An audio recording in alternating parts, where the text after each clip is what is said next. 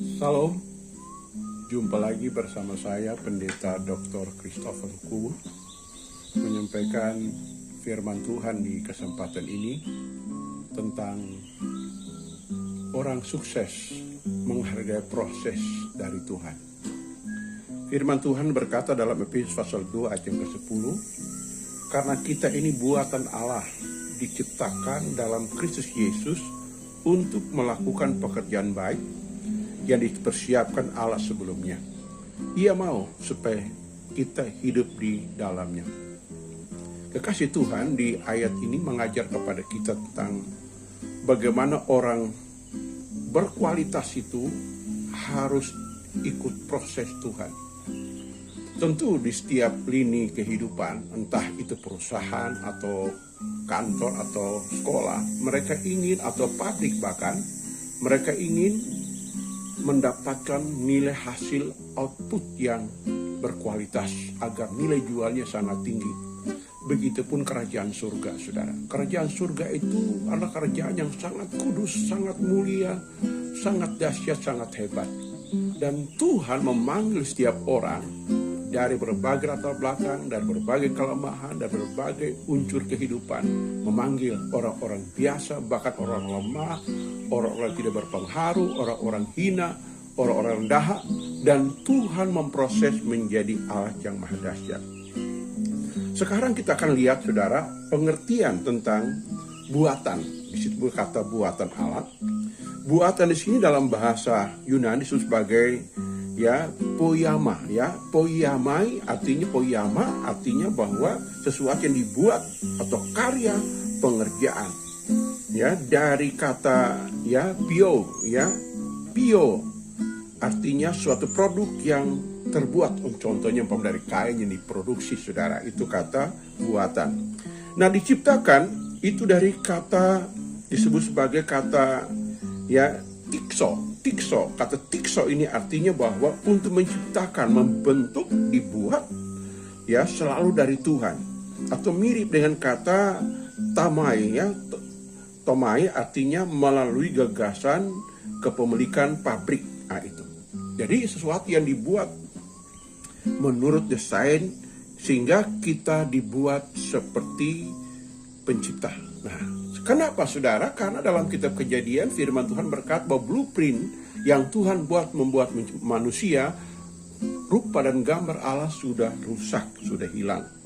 Nah, sekarang bagaimana caranya kita bisa diproses serupa segambar dengan Tuhan? Yang pertama adalah Tuhan menyelamatkan kita dengan cuma-cuma, dengan iman.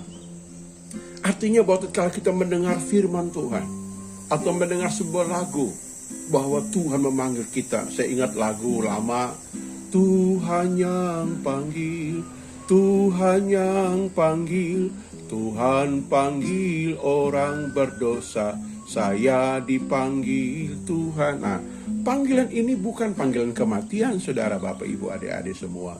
Tetapi panggilan ilahi memanggil kita dengan iman. Dia berfirman bahwa kamu ini kepunyaanku, aku mengasihi engkau, ini waktu perkenanan, waktu penyelamatan. Kita meresponi dengan iman, dan kita berkata, hari ini Tuhan, saya mau tinggalkan dosaku, saya mau mengaku engkau Yesus sebagai Tuhan dan Juru Selamat, dan engkau dalam hidupku secara pribadi. Disitulah kita diselamatkan. Itu proses yang pertama, diselamatkan karena iman, mendengar firman, meresponi firman Tuhan, mengambil keputusan, meninggalkan dosa, dan iring Tuhan. Yang kedua, bersedia diproses oleh Tuhan. Lewat siapa? Lewat orang lain.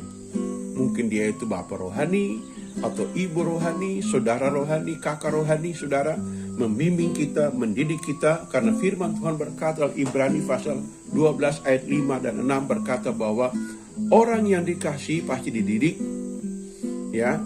ditegur dan dihajar, saudara. Supaya apa? Kita semakin menjadi orang yang ikut aturan, dididik dengan aturan-aturan. Yang kedua, dilengkapi dengan karunia surgawi, saudara. Waktu kita dididik, dirubah oleh hidup kita, luka batin kita disembuhkan, rasa tertolak, rasa tidak berharga dirubah oleh Tuhan, sehingga kita menjadi orang yang memiliki gambar diri yang baik, bahwa kita dikasihi Tuhan sepenuhnya, diampuni sepenuhnya, diterima sepenuhnya, sudah diberkati sepenuhnya, bahkan diselamatkan sepenuhnya, saudaraku. Nah, situlah baru kita dilengkapi dengan kuasa Tuhan. Karena kerajaan Allah menurut 1 Korintus pasal 4 ayat 20 berkata, kerajaan Allah bukan terdiri dari perkataan, tetapi karena kuasa. Nah, jadi kalau kita belajar seperti kita kan ngerti, oh ya, saya dilengkapi dengan kuasa Tuhan. Dalam kuasa Tuhan tersebut ada 9 karunia roh bekerja. Karunia iman, karunia mujizat, karunia kesembuhan, karunia hikmat, karunia kuasa perkataan, bahasa roh, ya, karunia nubuatan, saudaraku. Lalu karunia kita bisa menasihati, kita bisa melayani, saudaraku, dan kita melihat bahwa Tuhan melakukan hal-hal yang hebat di dalam hidup kita. Dilengkapi, kita lengkapi karunia surgawi untuk kita mulai melayani manusia, mengelola bumi ini, saudaraku. Jadi kita tidak sekedar hanya memperkhotbah, tidak, saudara. Kita diperintah, ya, dalam Alkitab mengajarkan 2 amanat besar. Amanat pertama, memerintah berkuasa atas bumi ini, saudaraku. Itu yang pertama. Yang kedua, menjangkau orang-orang berdosa untuk kerajaan surga. Nah, itu, saudaraku. Sehingga kita disebut dibentuk, dan yang kedua dalam dibentuk ini, saudara, kita akan diuji. Ya, diuji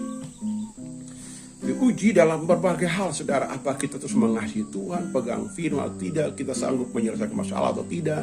Dalam ujian-ujian ini kita bergantung sepenuh kepada Tuhan. Lalu yang ketiga adalah kita dipercaya.